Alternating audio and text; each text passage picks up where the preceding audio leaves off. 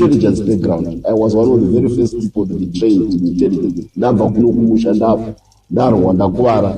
When the Kenyan president came back to Mozambique for the second time to rejoin the war, he started training a professional intelligence organization, CIOE. That did not exist in ZANU forces. Tanga chingonzi, tangorowa, unzuri mutengesi. Vakabva kuuniversity vakaita seso. Ivanawo power, vaingorowa wanzo wakanaka. Saka wamutengesi. This was some aspects of the war which we don't talk about.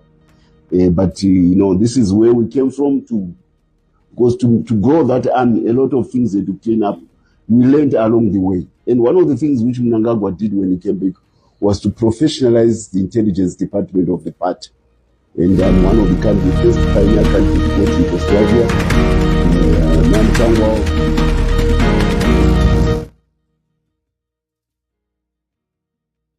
We are hearing the man himself, Christopher Mutsvangwa.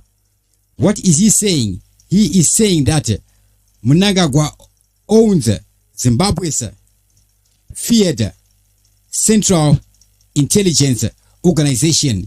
Basically, that is what we are hearing him saying there. Mr. Christopher Mutsvangwa. I think he is not beating around the bush. We're seeing this even making headlines in the newspapers like Zimbabwe there. Now, Harare, Mutare, 17 October 2025 is President Emerson Mnangagwa officially opened the 22nd ZANU-PF annual National People's Conference in Mutare today. The ruling party internal structures erupted into full public view, casting a long shadow of what was meant to be a showcase of unity and progress towards Vision 2030. The event, attended by over 3,000 delegates from across Zimbabwe provinces, unfolded against a backdrop of blistering accusations, leaked dossiers, and a high-stakes power struggle that analysts could fracture the party beyond repair. Just hours after the opening ceremony, where Mnangagwa urged members to shun corruption and reject social media-driven divisions, news broke of a parallel crisis. Fugitive war veteran Blessed Bombshell Geza, Million Men March against state capture, which has mobilized civil society diaspora groups and even some ZANU-PF dissidents, threatening to spill into widespread street protests today. What then happens? We see the Politburo clash. Mutsvangwa's fiery rebuke of Zimbabwe Vice President Constantino Chiwenga. The spark for today's drama traces back to Thursday's explosive media briefing in Harare, where ZANU-PF spokesperson Christopher Mutsvangwa unleashed an unprecedented broadside against Vice President Constantino Chiwenga, the retired general who orchestrated the 2017 coup that elevated Mnangagwa to power. In a tirade that stunned observers, Mutsvangwa branded Chiwenga as an isolated man in the Politburo, accusing him of attempting to manipulate the party's top decision-making body into condemning Mnangagwa for allegedly endorsing corruption. And he is quoted saying, "He, Chiwenga, is an isolated man in the Politburo," Mutsvangwa thundered, dismissing the vice president's recent dossier, a leaked 17-page document alleging that Mnangagwa's inner circle, including billionaire businessman Kasukuwere Gray and controversial figures like Kasukuwere and Kasukuwere, had siphoned over $3.2 billion from state coffers through opaque deals. The dossier presented by Chiwenga at a September Politburo meeting called for immediate arrests and asset seizures, framing the alleged graft as funding for Mnangagwa push to extend his rule beyond 2028. Mutsvangwa didn't stop there. He essentially claimed the dossier was penned by exiled former ZANU-PF Commissioner Xavier Kasukuwere, a G40 loyalist ousted in 2017, and dismissed Chiwenga's move as a political gimmick to garner sympathy. If he had genuine evidence, he should have gone to Zimbabwe Anti-Corruption Commission or the Reserve Bank FIU Financial Intelligence Unit. Mutsvangwa scoffed, adding that Chiwenga had turned the presidium into a kangaroo court.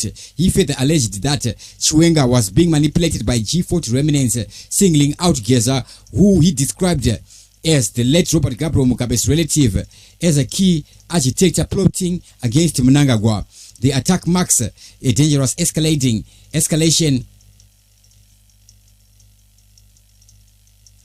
in Fued that has simmered since early 2025, when Chiwenga's faction reportedly blocked Takure's bid for Central Committee seat, only for the tycoon to be co-opted later amid public acrimony. Former ZANU-PF provincial chair Themba Maliskwa, now a vocal critic, warned that on X that Chiwenga himself could be ousted at the conference, declaring if there is anyone to be chased out this week, it could be Chiwenga.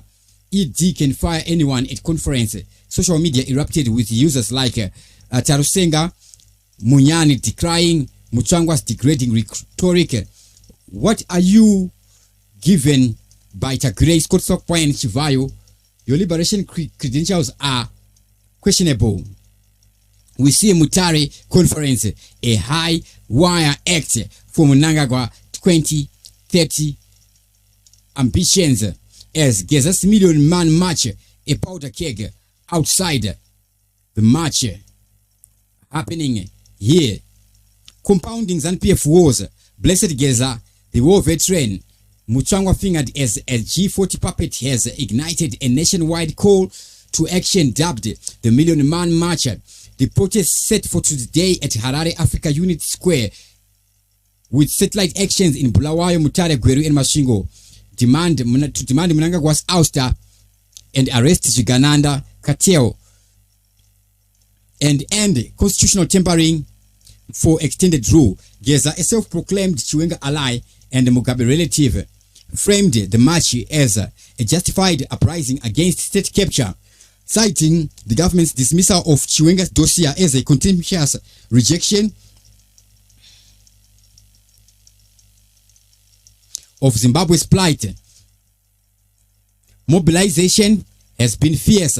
Diaspora Zimbabweans crossed borders from South Africa, while coalitions of ex-G40 members, Citizens Coalition for Change activists, even ZANU-PF youths rallied under figures like MP Honorable Katsai. Activist Dara Mshanga reported court harassment, with authorities suspecting his involvement and rescheduling his hearing to coincide with the march. In a preemptive strike, the government announced a $150 special presidential bonus for civil servants yesterday, a festive relief package including job evaluation and vehicle rebates, but widely mocked on X as a bribe to quell unrest. Riot police would flood Harare's CBD with Commissioner Nyati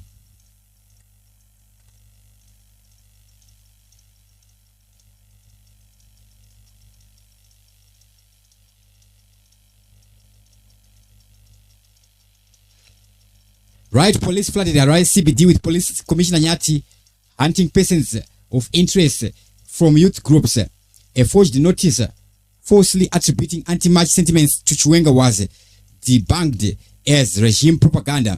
As of the late afternoon, Harare simmered with tension. Essential services ran, but roads to key sites were barricaded and opposition voices amplified Geza's call.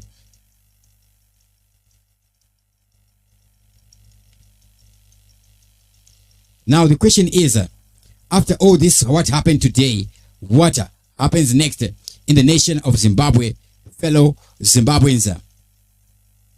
Only time will tell what does happen next in the nation of Zimbabwe. Big up to everybody who was watching us live right about now.